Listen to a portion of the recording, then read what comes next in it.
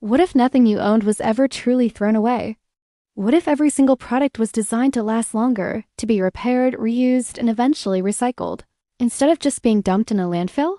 That's the powerful idea behind something called the circular economy, and it could completely change how our world works. Stick around because today we're going to break down exactly what a circular economy is, how it's different from the system we have now, look at some real-world examples you might already be using, and show you how you can support this shift in your everyday life. So let's start with the basics. Most of today's economy operates on a linear model. Think of it as a straight line. Take, make, use, throw away. First, we take resources from the earth by mining, logging, or drilling. Then, we make those raw materials into products. We use those products, often for a very short time, and then we throw them away. They end up in landfills or incinerators, and that's the end of the line. This system is incredibly wasteful, and it's putting a huge strain on our planet. A circular economy flips that entire model on its head. Instead of a straight line ending in waste, it's a circle. The goal is to keep materials in use for as long as possible. So instead of just throwing things away, we have a whole range of options. We can repair broken items. We can reuse them for their original purpose or a new one. We can share things we don't need all the time, like tools or cars. We can refurbish old products to make them like new again. And at the very end of their life, we can recycle their components into new materials or compost them back into the earth. The fundamental idea is to design waste out of the system from the very beginning. Why is this so important? Well, the linear take-make-waste system has some serious problems. First, our planet has a finite amount of resources. We can't just keep extracting raw materials forever. Mining, logging, and oil extraction cause massive damage to ecosystems, destroy habitats, and pollute our air and water. Second, the manufacturing process itself creates a huge amount of carbon emissions, contributing to climate change. And third, what happens to all that waste? Landfills are not just ugly. They can leak toxic chemicals into the ground and water, and they release methane, a powerful greenhouse gas, as things decompose. A circular economy tackles all of these issues at once. By keeping materials circulating, we dramatically reduce the need to extract new ones, we cut down on manufacturing emissions, and we minimize the amount of waste that ends up polluting our environment. It's a system that works with nature, not against it. To make this happen, most circular economy models are built on 3 core principles. First, eliminate waste and pollution by design. This means that from the moment a product is being conceived, the designers are already thinking about how to prevent it from becoming trash. They're not just trying to figure out what to do with waste after it's created. They're trying to make sure it's never created in the first place. The second principle is to keep products and materials in use at their highest value for as long as possible. This is where repairing, reusing, and refurbishing come in. Instead of a product's value dropping to zero once you're done with it, we find ways to maintain or restore that value. The third principle is to regenerate natural systems.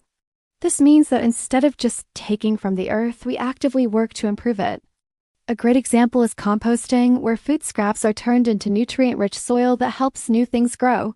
So, to follow these principles, products need to be designed differently. They need to be durable, not flimsy. They need to be repairable with accessible parts. They should be modular so you can upgrade one part without replacing the whole thing. And whenever possible, they should be made from recycled or compostable materials. You might be thinking this all sounds very theoretical, but the circular economy is already happening all around you. Let's look at some real-world examples. Think about electronics repair programs. Instead of throwing away your phone when the screen cracks, you can get it fixed. That's circular. How about clothing?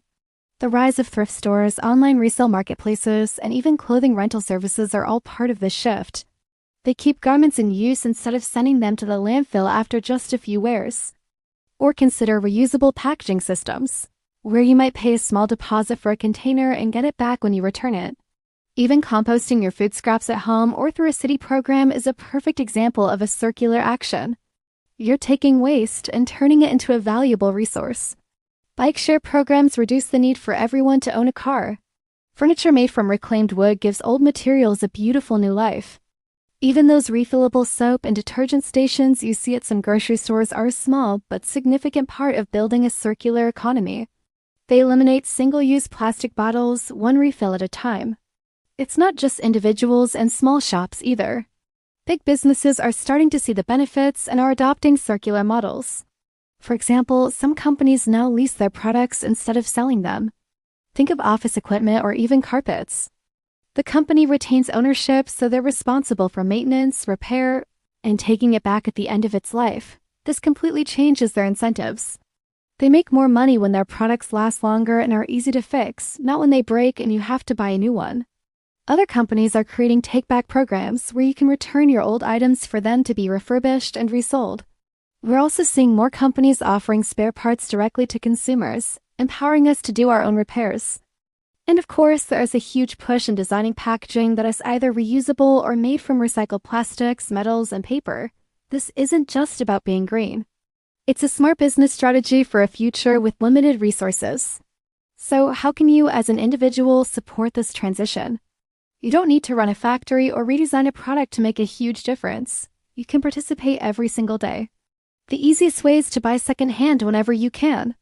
Clothes, furniture, books, electronics, there's a massive market for pre-owned goods that are still in great condition. Next, adopt a repair before replacing mindset. Before you toss something that's broken, search online for a tutorial. You might be surprised at how easy it is to fix. When you're shopping, choose refillable products to cut down on packaging waste. Start a compost bin for your food waste. It's easier than you think. Make a conscious effort to avoid single-use plastics like straws, bags, and water bottles. When you do buy new, try to support brands that are known for making durable, long-lasting products. And finally, don't forget the power of sharing. Borrow that power tool from a neighbor instead of buying one you'll only use once. These might seem like small choices, but when millions of people start making them, they create a powerful wave of change. The circular economy isn't about going backwards or giving up modern conveniences. It's about building a smarter, more resilient, and more sustainable system for the future. It's about innovation that creates value instead of waste. If you're inspired and want to find tools and products that support reuse, repair, and low-waste living, I've put some of my favorite recommendations in the affiliate links down below and in the pinned comment. Your support helps the channel and it helps you make more circular choices. If you found this explanation helpful, please give this video a like and subscribe for more simple sustainability explained. Thanks for watching.